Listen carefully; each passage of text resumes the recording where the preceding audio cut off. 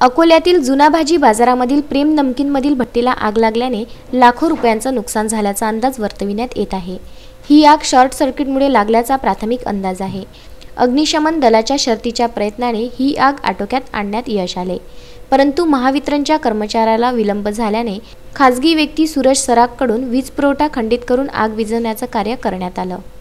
अकोला शहरातील जैन मंदिर भाजी बाजारात खाऊ गल्लीतील प्रेम नमकीन नावाच्या चिवडा बनविणाऱ्या कारखान्याला अचानक आग लागल्याने लाखो रुपयांचं नुकसान झालं आहे।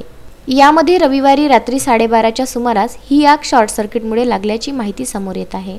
आग लागल्याची माहिती कारखान्याच्या मालकाला मिळताच त्यांनी त्वरित घटनास्थळी दाखल होऊन ही माहिती त्यांनी लगेच अग्निशमन दलाला दिली असता अग्निशामक दलाच्या जवानांनी तात्काळ घटनास्थळ गाठला आणि आग विझवण्याची कारवाई सुरू केली। आपल्या जैन मंदिराजवळच्या भाजी बाजार मार्केट जवळच आहे प्रेम नमकीन म्हणून दुकान आहे। त्याला रात्री साधारण 12:30-1च्या दरम्यान आग लागलेली आहे। दुकानात एक तर शॉर्ट सर्किटचं कारण असू शकतं, सुरुवातीला एक सांगू शकतो, किंवा दुकानात जी भट्टी आहे नमकीन काढण्याकरता वापरण्यात येते त्या भट्टीच्या आगीमुळे बी आग लागलेली आहे।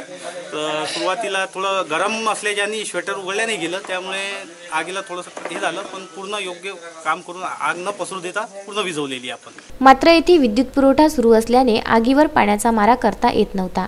यावेळी महावितरण कर्मचाऱ्यांशी संपर्क साधला असता महावितरणकडून कुठलाही प्रतिसाद मिळाला नाही।